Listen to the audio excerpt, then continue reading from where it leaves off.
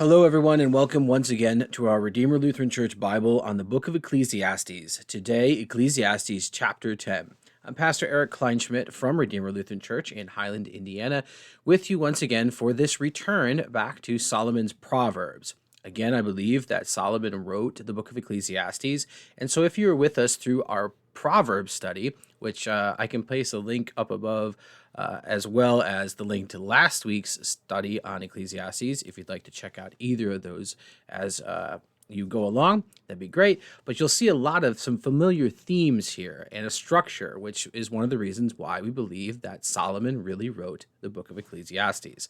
So if you liked Proverbs, you're in for a treat today. We have a rather short chapter, but there is a miscellaneous collection of wisdom here from King Solomon. Let's look at the text.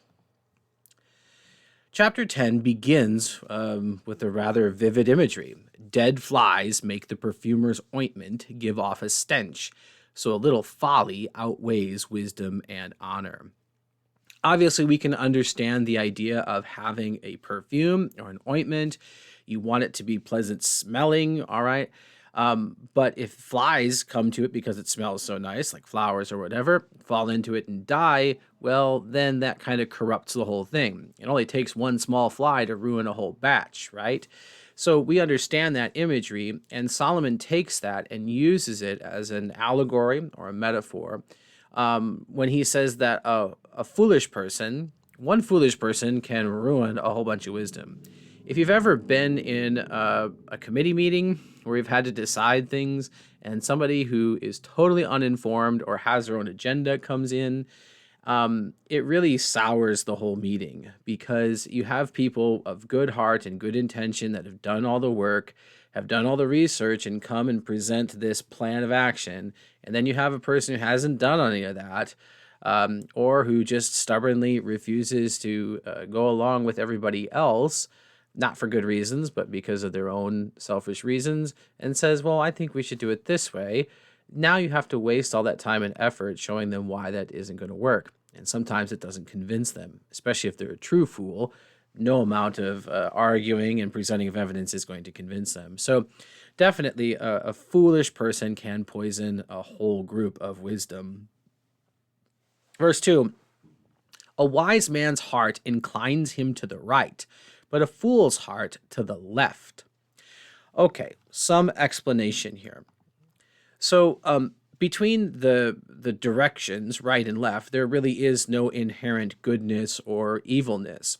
One of the weird things that has sort of happened in language is that a lot of superstition and prejudice and just misunderstanding of people has led to an understanding of right being right and left being wrong, okay? Or right being righteous and left being evil. During certain times in world history, to be left-handed was to be touched by the devil. Most people are right-handed. It's just the way that the world works. Why that is, I'm not exactly sure, but that's just how things sort of developed throughout time. And so even the Latin words for right and left, dexterous or dexter, okay, is the word for right, and the word for left in Latin is sinister. So you can see how something as simple as, oh, it's on the sinister side. If you were saying what side is the car parked on, it's parked on the left side over there.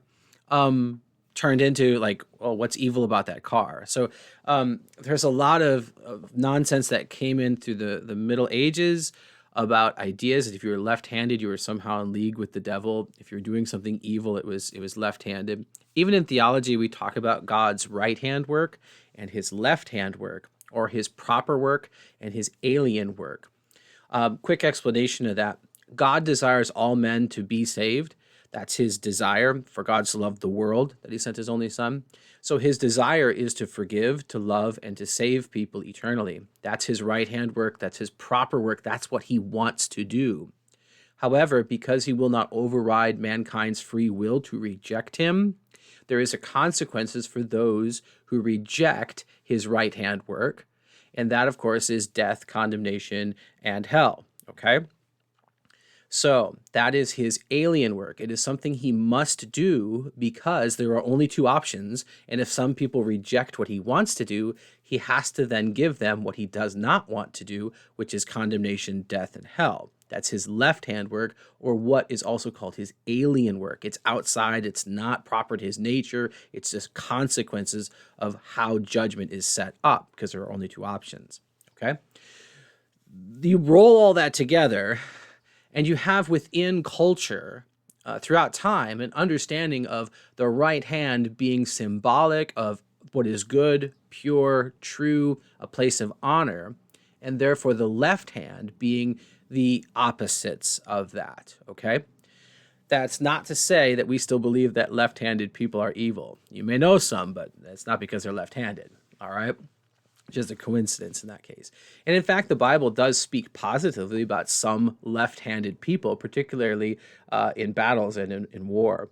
So that's in the Old Testament too. So this idea that there's somehow something inherently bad about the left hand is just a cultural phenomenon that has persisted throughout cultures throughout time. It has really nothing to do. So now, without that understanding, let's go back to the text. A wise man's heart inclines him to the right. That is, inclines him to what is good and pure and righteous and honorable. Okay? But a fool's heart draws him to the opposite of that. What is wicked, what is dishonorable, what is evil. Okay? So here we see a living out of what Solomon has presented in his wisdom before, that righteousness and wisdom is good and foolishness and folly is bad. Okay, that's all Solomon is saying here. He's not saying that if you walk on the left-hand side of the road that you're evil all of a sudden. It doesn't work that way. That superstition has nothing to do with Solomon's words here. If we pull that verse into the next one, even when the fool walks on the road, he lacks sense, and he says to everyone that he is a fool. Okay, how can someone walk down the road foolishly? Well, I see it all the time. My office overlooks a fairly busy intersection here, and we have a lot of school kids coming from Highland Middle and High School. And as they're trying to cross the road, they're not looking at traffic, they're looking at their phone. Okay, that's foolishness. You all know that's foolishness, all right? Solomon here is speaking, however, in, I think, more veiled terms. So, we can look at somebody who is walking down the road foolishly and say, you shouldn't do that.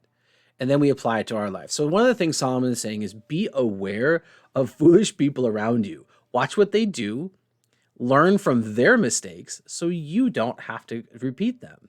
That's an advantage, the wise man. Sit back, watch other people make the mistakes, and then don't do it. Okay? So that's one thing he's saying. He's also giving the implication that somebody who is foolish because they have rejected the pursuit of wisdom, and remember, wisdom is coupled with the fear and love of God.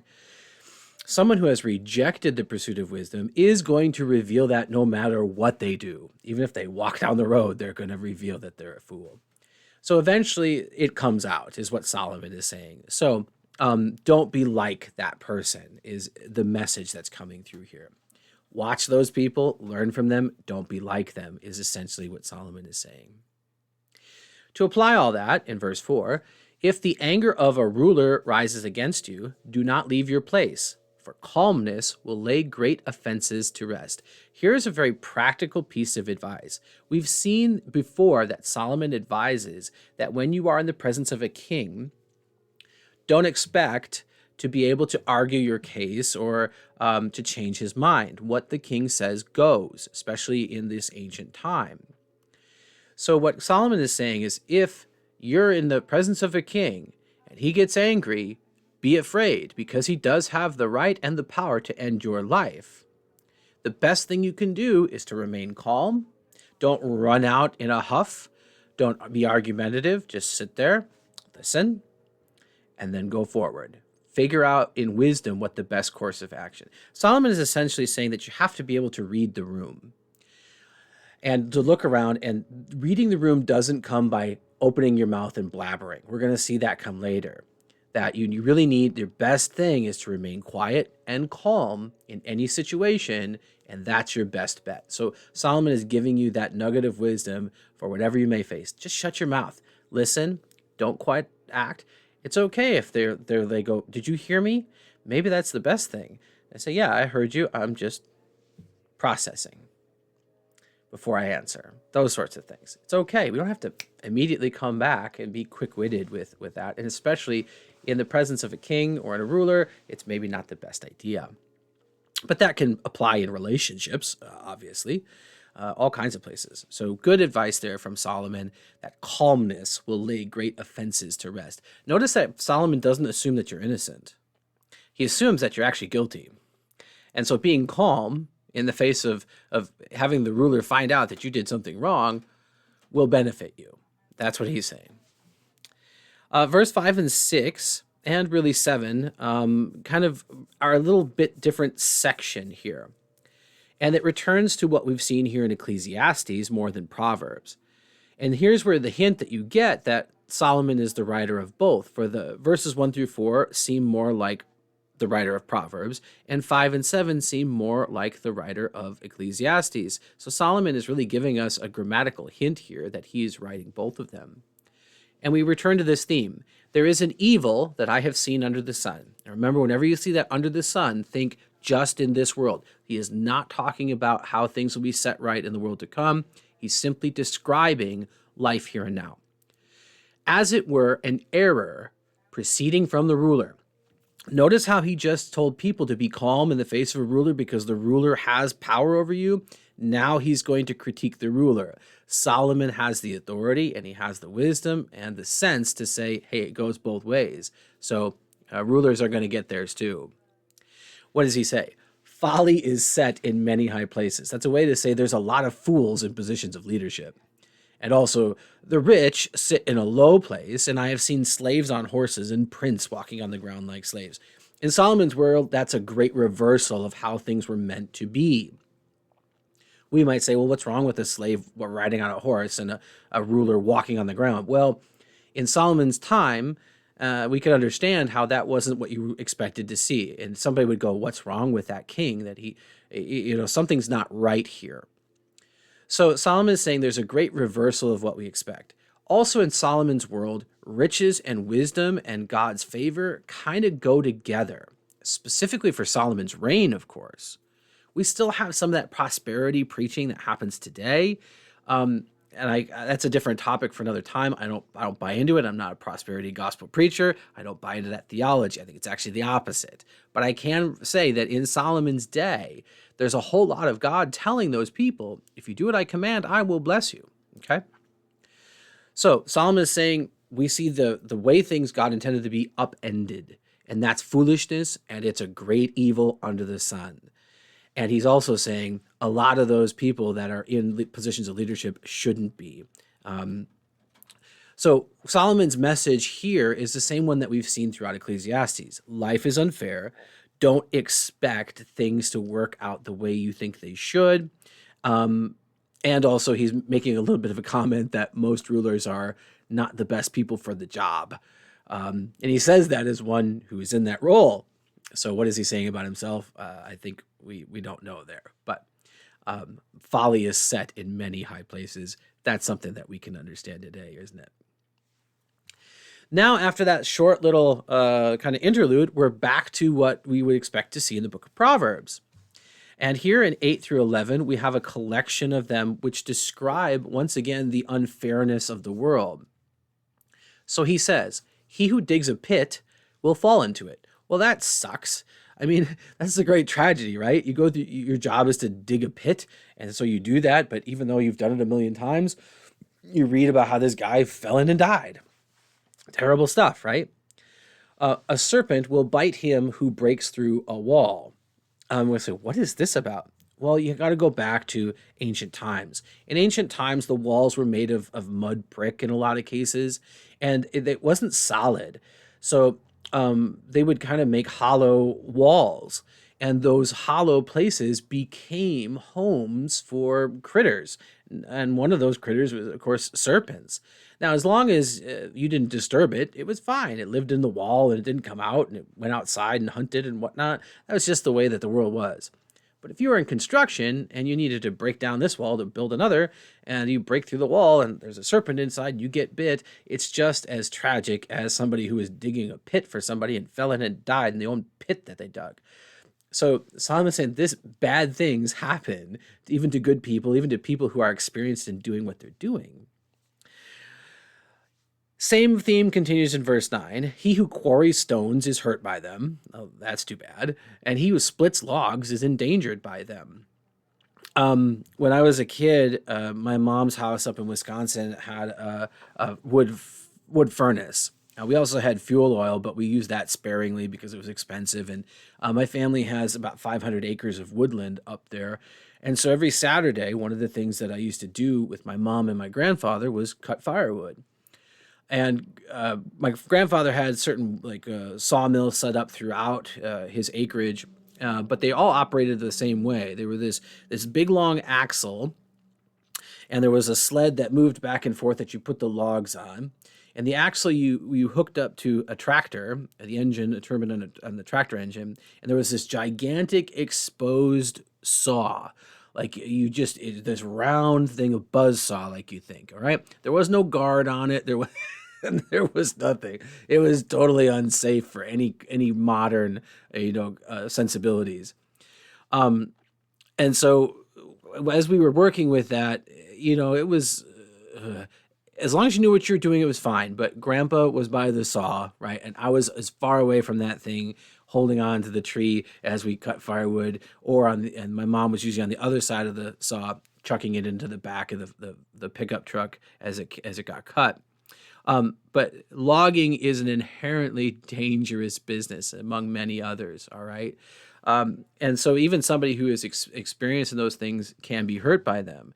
And that's something that is really unfair about this world. You would expect that this is the vocation the person has, that things would go well with them because God has placed them in that vocation and would protect them. But remember, we live in an unfair, sinful, and upside down world. Things don't work as we expect them to. We have to deal with it. That's the thing Solomon is saying. You're not going to change the nature of the world around you. It's sinful, it's corrupt, it is unfair. You have to figure out how to navigate it and survive the best you can. That's Solomon's advice here. That continues on with a how. How do you survive? Well, your best bet is to be sensible and wise. And that returns us back to the themes of Proverbs and also Ecclesiastes. So here he gives this piece of advice. Again, going on woodworking, forestry.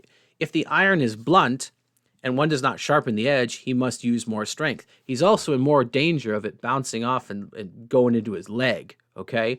So again, a dull axe is a lot more dangerous than a sharp axe. That's one of those things that you just know if you've ever worked with, an axe, cutting firewood, or whatever you're doing. A dull tool is worse and more dangerous than a sharp one. But wisdom helps one to succeed. If you were smart, he wouldn't sharpen his axe, and then he doesn't have to work as hard, and also he's safer. So again, the best way to navigate this unfair and unpredictable life is to be wise and prudent as best you can. Now we go out of, wood cutting to a completely different occupation, and that is snake charming. If the serpent bites before it is charmed, so you have a street performer, right, that is making their living by charming snakes. You can still see this in certain places. But if the snake, bites that person, there's no advantage to him. He doesn't get paid. So he better be careful of what he's doing, not become too lackadaisical about what he's doing, and use a little bit of wisdom, but also understand that nothing is guaranteed. All of those themes have to play to us today, no matter what your vocation is. So here in 8 to 11, there's some very practical advice coming from woodcutting and snake charming that we would think, this doesn't make any sense to me, but it has applications for everything that we do, right? So life is unfair. Don't expect it to be fair. You have to navigate it. How do you navigate it? use some God-given wisdom and sensibility. Prepare for it, right? Watch fools mess things up and then don't do what they did. All right. Don't assume that just because you've done it a million times that it's going to go the same way. So all of that is part of wisdom and what we would call prudence, which is the application of that wisdom to your life. Verse 12. The words of a wise man's mouth win him favor, but the lips of a fool consume him. The beginning of the words of his mouth is foolishness, and the end of his talk is evil madness. A fool multiplies words, though no man knows what is to be, and who can tell him what will be after him? The toil of a fool wearies him, for he does not know the way to the city. Obviously, we can understand how the words of a wise man might win him favor. When Jesus preached and spoke to the people, it's told in the Gospels that the people marveled at his gracious words. That doesn't say that he was eloquent, although I imagine he probably was. He just didn't speak a whole lot of nonsense. There was actually truth and authority in them, not like the scribes and the Pharisees that just multiplied words and talked to be heard. Here we see Jesus actually living out in his life the words of Solomon in Ecclesiastes. So they remark that the Pharisees and scribes, they think they'll be heard for their many words, but Jesus, he speaks with power and authority. What kind of teaching is this? There was something about the way that Jesus presented things. And I'm sure that that's a divine ability and all of that, but also I think it's very just practical in the way that he probably spoke. If you want to hear someone, it's amazing how someone who teaches and presents something with well-chosen or well-prepared words is perceived by other people who live in a milieu of just people babbling and a whole lot of, we went to the store the other day and, all right. When you get somebody that's very just kind of straightforward, that says, my family went to the store and we brought bread yesterday. So if you want to listen to a good preacher, a good speaker, and you're wondering, why did I like them so much? Pay attention to how seldom they're going to stutter on words, how seldom they're going to use fillers like and and pauses. That doesn't always mean that person who does those things, like I just did, doesn't know what they're talking about.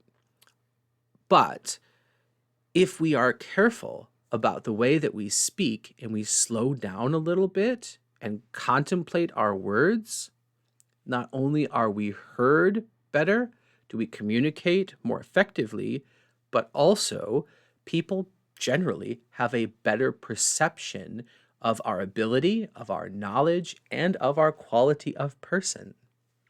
So, if you want to change your life, change your speech. Go back to our study on Proverbs and you'll see those remember points that we talked about. Speak less, speak truth, and mean what you say is really a huge theme through Proverbs.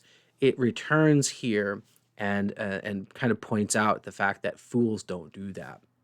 Instead, verse 13, fools just keep on babbling, and the words of the beginning are foolishness, and the end is just madness. It just gets worse.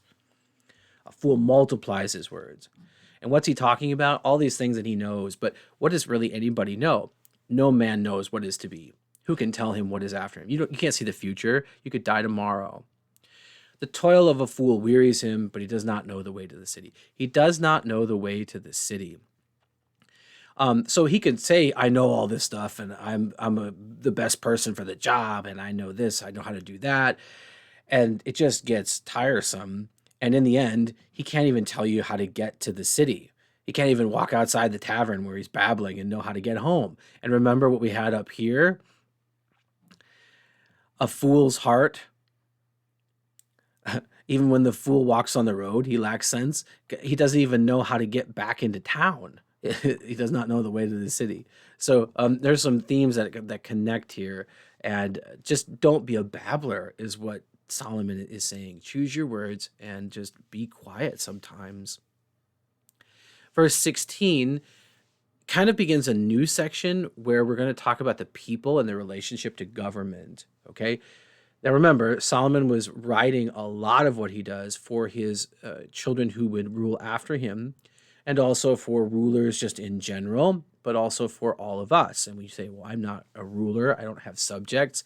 But in a sense, you are. You do preside over your own life. You make decisions and choices about what you will do. And you have an internal battle that goes on between your head that says this is the sensible thing to do, and your heart or your stomach that says, well, I don't want to do that. I want to do what makes me happy. So you have to rule in that way. You also rule in a house. If you have spouse and children, that is your little kingdom too. And you have to treat subjects and with respect and dignity and provide for other people, and you owe things to them and they owe things to you. That is the nature and the structure of the family unit as well. It's not just everyone is equal. If it is, that's a disaster. If your kids have equal say in what you do, and my son is 5, so that's going to be a disaster if he gets his vote on a lot of different things. He rarely gets his vote for dinner. Okay. Last night he wanted 2 golden Oreos. That's what he wanted for dinner. We're like, well, no. Maybe you can have that after you eat a dinner that we provide, but you don't just get to eat that. I mean, so, yeah. Children are not to be in control. It's the way that God sets it up. So you do have the same need for the advice that Solomon is giving to rulers here. He says to the land, "Woe to you, O land, when your king is a child." That is not to say child rulers are bad, but we could understand why it might not be a good thing. It is to say when your king is immature. And your princes feast in the morning. What is this feast in the morning? Okay, well, nobility feast. That's one of the things that they do, right? When do you have your feasts? Well, you have it in the nighttime. Why do you have it in the nighttime? Well, because you don't conduct business at nighttime. So you don't feast while you should be working. And you don't want to feast in the morning because it doesn't lend itself to getting anything done the rest of the day. Imagine for a moment the next time that you celebrate Thanksgiving, you have your turkey and your stuffing and your rolls and your green bean casserole and your sweet potatoes and your mashed potatoes and your pumpkin pie, and you have it for breakfast. What are you going to do the rest of that day? Okay. Are you going to go out and you want to do work? Like, no, you're going to want to sit in front of the TV and fall asleep and all kinds of stuff, right? But you're not going to want to work. Definitely not going to want to work for the good of the common people. So for kings who feast in the morning, they laze about the rest of the day. And that's dumb. It's foolish. And woe to the land is going to have terrible consequences for the people out there if that is what your king is doing. In contrast, verse 17, "Happy are you, O land, when your king is the son of nobility, and your princes feast at the proper time. They do it for strength and not for drunkenness." So after they've expended the day's energy, they've done all their work, now they come back and they take some food to restore their strength, and they do it when the work is done. When you say the king is the son of the nobility, that is not just praising the monarchy. Nobility in King Solomon's time we're starting to get into the virtues of nobility. And the word just escapes me now. So the medieval knights, chivalry, that's it. There's a code of chivalry, not just about how you treat women, but also how you conduct yourself and what you devote your time to. Nobility were trained in many cultures and times that their life was not to be lived for themselves, that the greatest service they could render the kingdom was to sacrifice their life for the good of others. That meant war, but it also meant public service. It also meant charity. It also meant being the best citizen that they could be to contribute to the good of that society.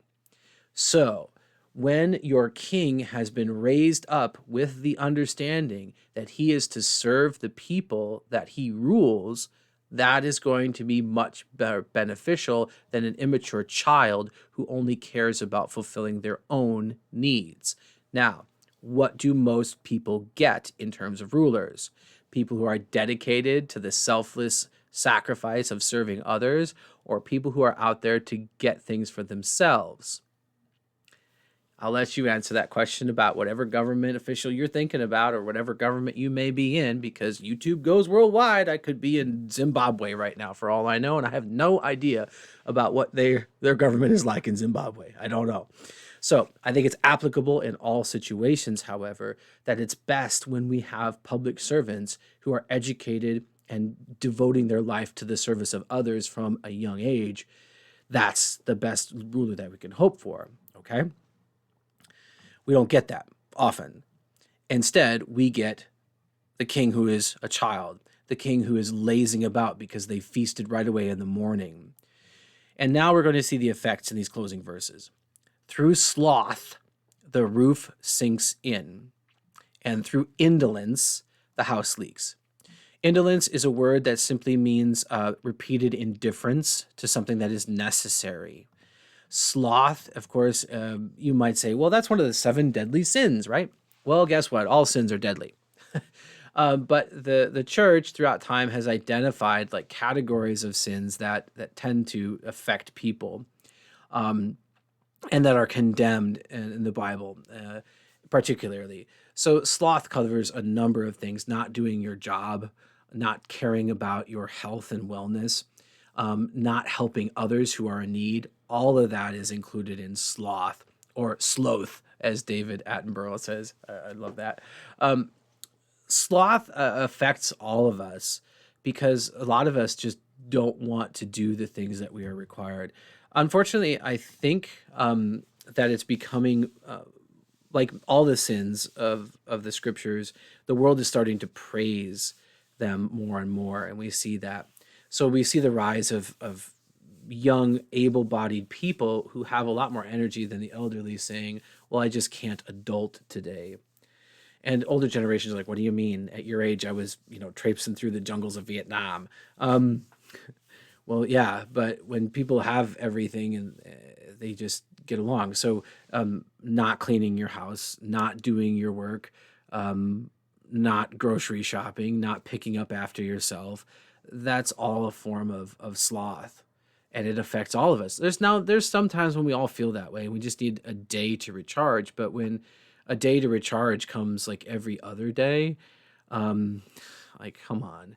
So there's a lot of times where we have to become introspective about what's going on and saying like, okay, I just need to get up and do these things because they need to be done. Sloth perpetuates itself. So the more that you do or do not do the things that you're supposed to, the less likely you are to do them. And that includes attending church.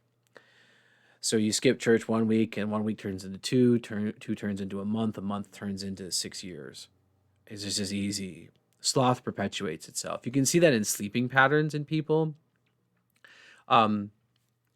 Yes, certain ages need more or less sleep in general, but in general, a person who continues to hit the snooze button is going to continue to hit the snooze button more and more and more. It's a war of diminishing returns on that.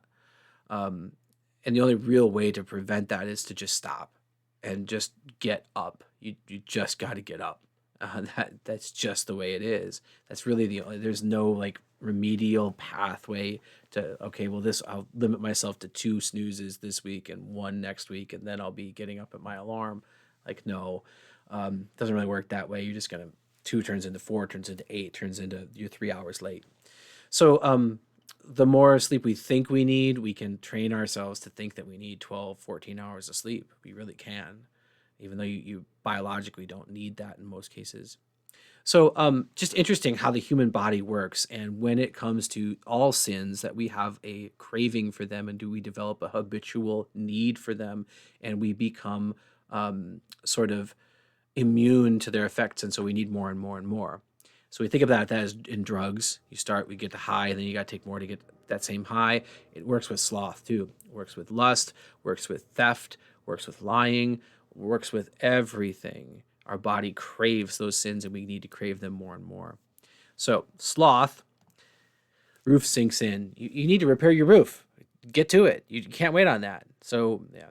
And through indolence, the house leaks. Just because of your repeated avoiding of doing the necessary work, now you're in your deep trouble. So Solomon's advice here is just get up and do it. You just have to. Okay. Verse 19, bread is made for laughter. One of God's good gifts. Wine gladdens life. Again, one of God's good gifts. And then this one, money answers everything. How strange is that to see in the Bible, the passage, money answers everything?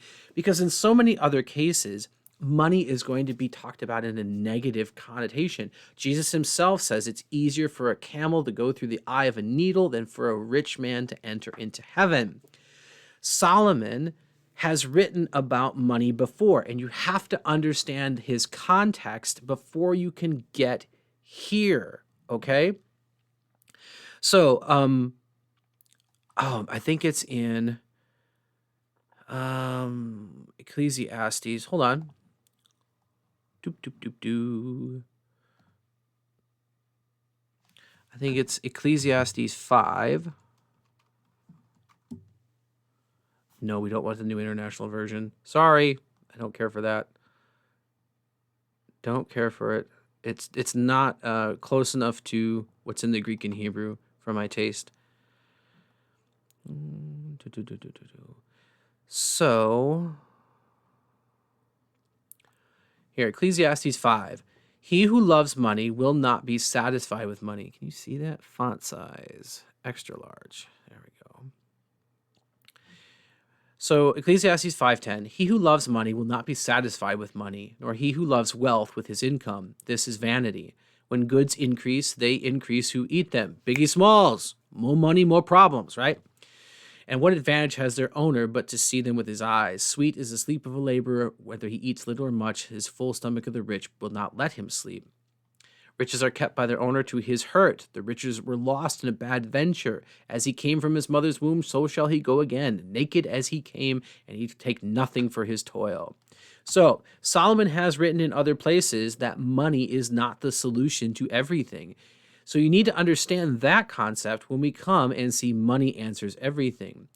Remember, he's talking about life under the sun. That means in this world. And in this world, you do have to pay for things. You need money. I like to say NIPSCO does not accept prayer as a form of payment for your gas and electric in this way, okay? It never will. So you need to have money in order to survive, and it is beneficial in this world to have money at your disposal. It lessens a lot of problems. Solomon acknowledges that. He doesn't say that that's good and that's the way it should be, but he's saying that's the way it is. Okay? So, how do we get money? Well, you have to go back again to Ecclesiastes 5 and remember what he wrote. Sweet is the sleep of a laborer. So to earn your pay, to earn your living through hard work, that's God's gift. Enjoy the fruits of your labor and find fulfillment in them, right? But realize that money won't solve all your problems and it won't make you happy. So you need to have money, but don't worship it. Don't obsess about it, okay? So through this one thing, money answers everything. He's condemning the fact that the world is fixated on money. He's acknowledging the fact that you need it to survive. He's telling you that if you have it, you'll be better off than if you don't. And he's also at the same time telling you, don't set your heart on it. Think of it as something that God gives you and then is gone. It's like the bread you eat. It's baked, you consume it, and then it's gone. It was enjoyable while it lasted. That's the entire thing of this life.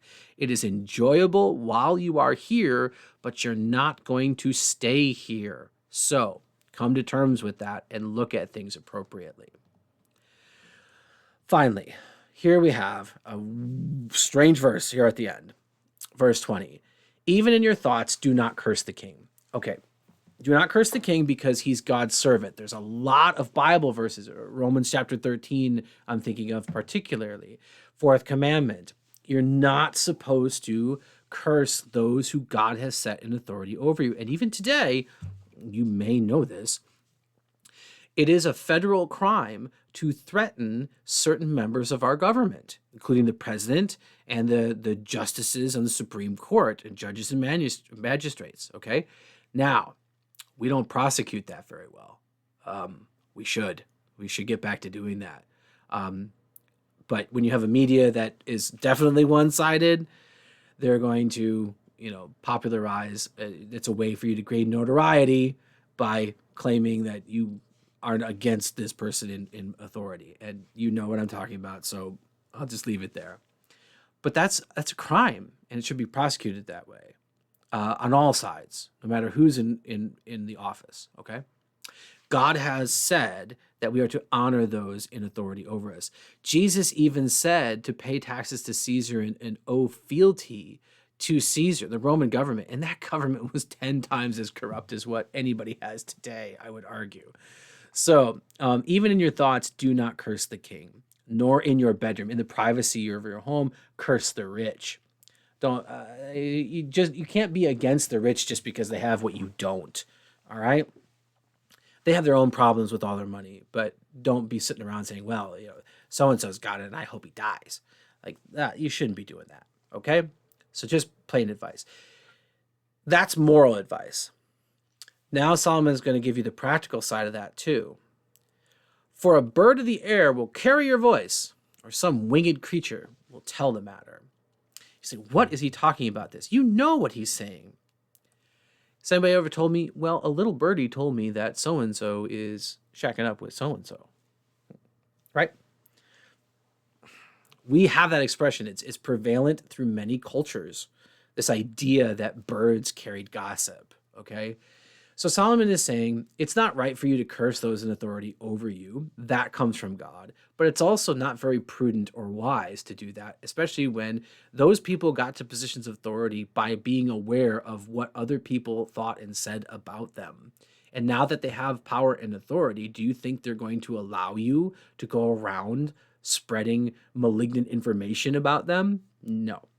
So Solomon is bringing together a lot of his different wisdom in both a morality issue and also just a practicality issue for your life. And he's using a commonly held colloquialism, idiom, I don't know the proper word right now, to do that with the winged bird will carry your voice or some winged creature. It's just those ideas that persist. So don't even curse others. Instead, well, gossip happens, okay? And gossip is one of the worst things, but it goes on all the time. We just do not have the ability to stop listening to gossip and even spreading gossip. Even if we aren't going to repeat it, we still have this salacious need to hear it. Somebody comes to us and says, you know what I heard about Mary? And our immediate thing is, I want to know. Even if I know I'm not going to tell it, or even I want to know. Very few of us will stop a friend or somebody at church or some stranger and say, you know what? It's none of my business. Please don't tell me. And really mean that and be able to walk away from that, because you know that's going to damage your relationship with that person. Oh, I wasn't telling gossip. I was just, we were asked to pray for them. I love prayer requests that masquerade as that they're actually gossip, right? No, I don't love them at all. That was being sarcastic. That drives me insane. Oh, we'll pray for so-and-so who is having this difficulty and going through this and their children are so terrible. Like, no, like Martin Luther said, when you hear something that is unflattering about your neighbor, make your ears a tomb and bury that information. And never let it see the light of day. Bury it 6 feet down. Let the gossip reach a dead end with you.